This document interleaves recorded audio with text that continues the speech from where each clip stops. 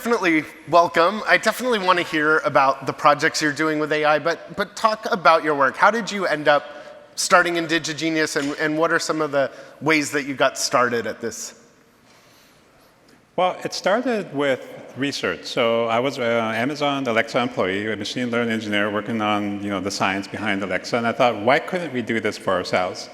And I began this initiative with some indigenous peers of mine of like, how do we begin building voice AI for indigenous peoples? And I realized very quickly that there's not that many of us.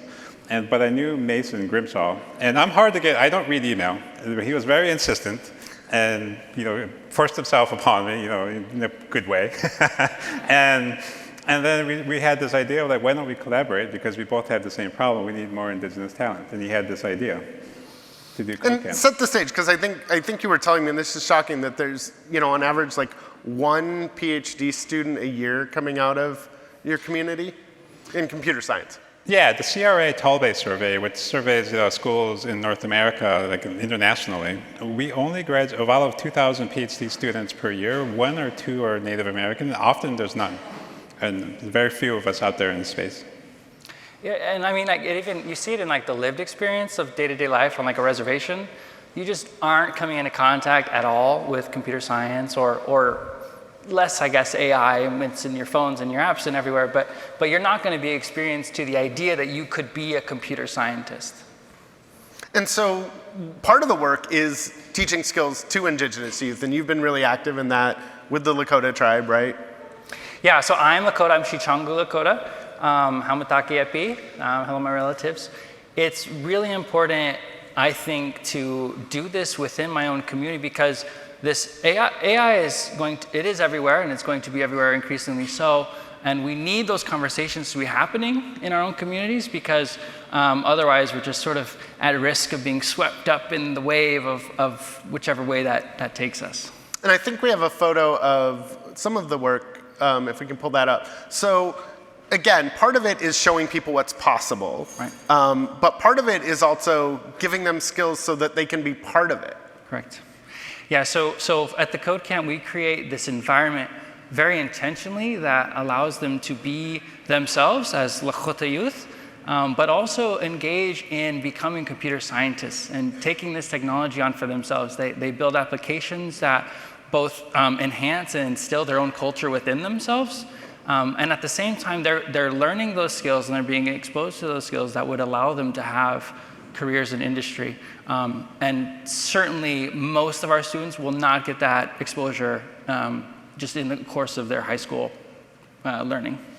And then some of the work you're doing is also to use the AI to preserve culture, but also to share it. I think we have a video that we're going to run, or a photo first, but one of the interesting projects you chose was like, identify plants and then use that as a way to sort of understand not just which plant is it, and yeah, it's in English and Lakota, but it's also what has this plant been used for?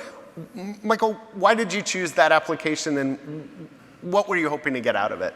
Well, honestly, it's easy. The image recognition models are really easy to work with, and there's a lot of them. But it also allows us to, in a concrete way, get Lakota kids into their own land. This is in the rural hills of South Dakota, the Black Hills, traditional homelands of the Lakota.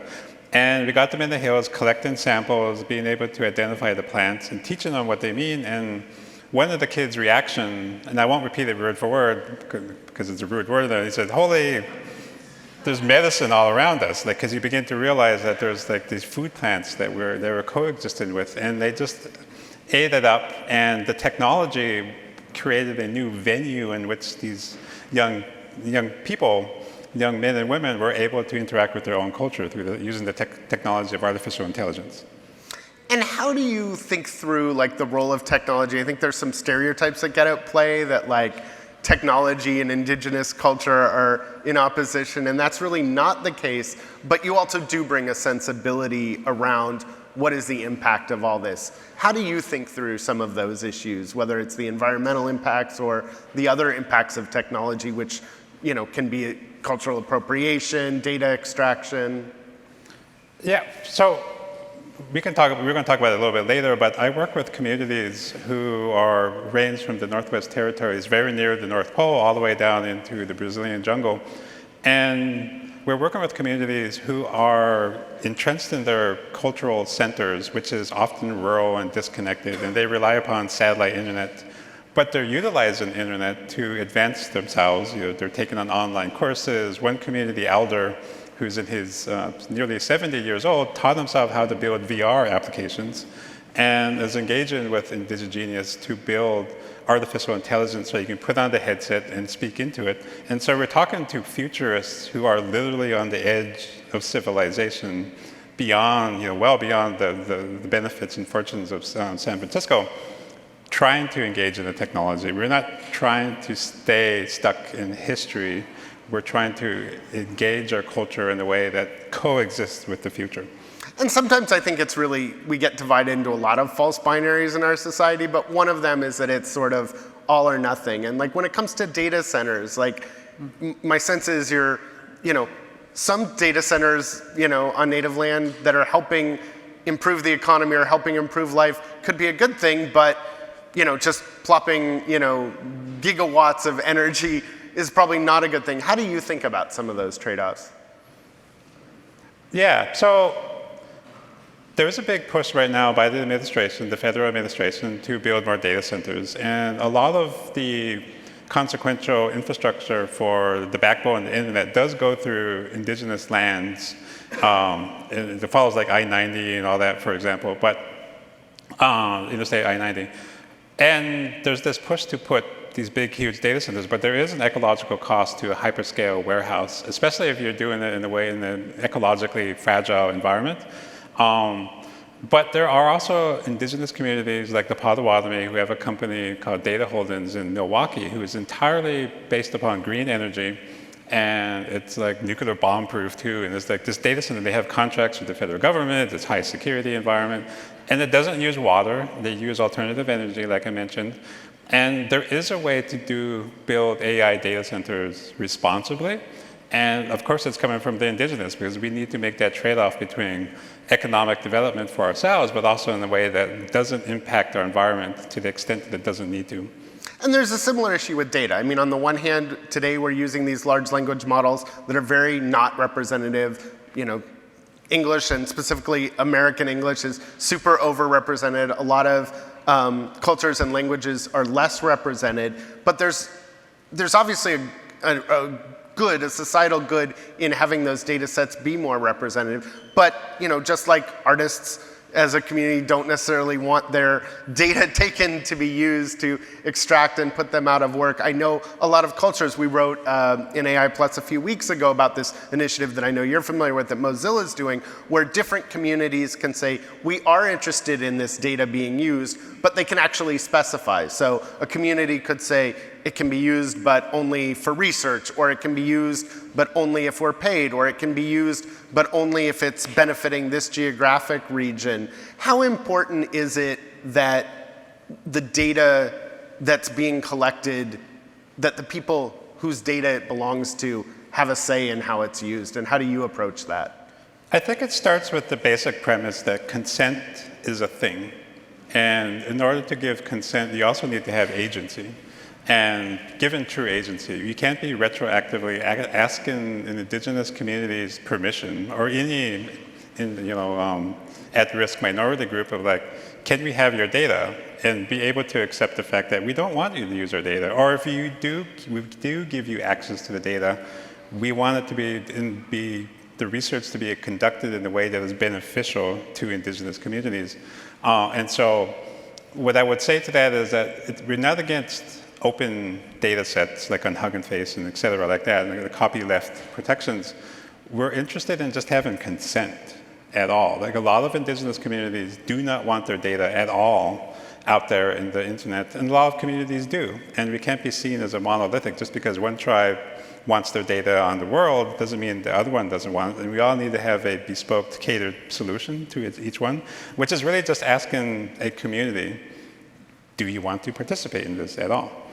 And how set the stage for the audience. What are some of the things you think might be possible with AI? As you're looking forward, what are some of the projects that you have in mind? And then we'll get to how the folks in this room and watching can help out. But first, what are some of the uses of AI you can imagine that would be beneficial? So, well, on the education side, so for the Code Camp, we see it really accelerate some of the things that our students can do. We provide we have our own smaller GPU box that we host some Llama models on, and they can talk to them when they're building their projects.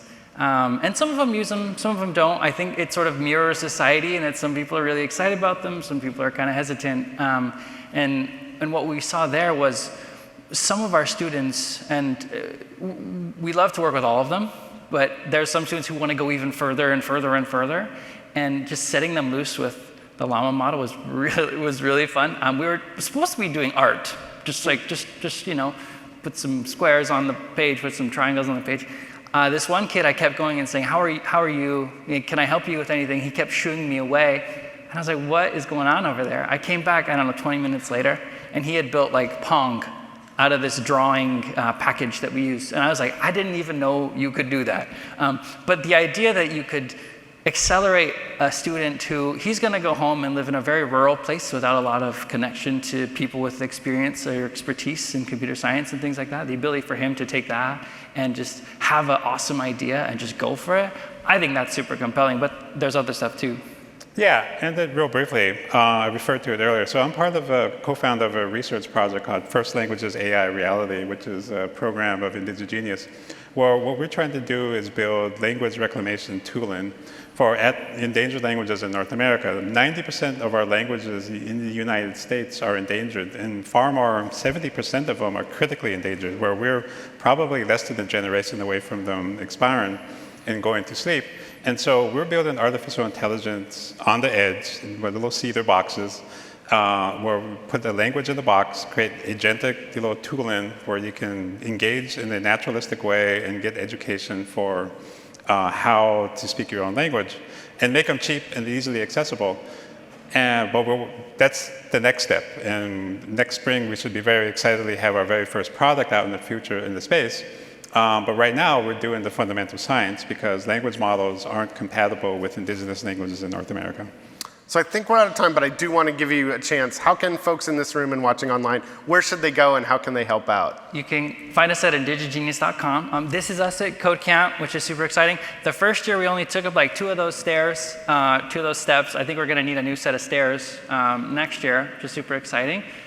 We, of course, need funding partners, but we also really like to help our students sort of understand the network of indigenous people who are doing technology. So if you are one of those people here in the room or watching, we'd love to connect with you. If you know people on your team that would be good for us to talk to, we'd love to talk to them too. Thank you so much, Mason Grimshaw, Michael Runningwolf, and IndigiGENIUS. Thank you. Thank you so much.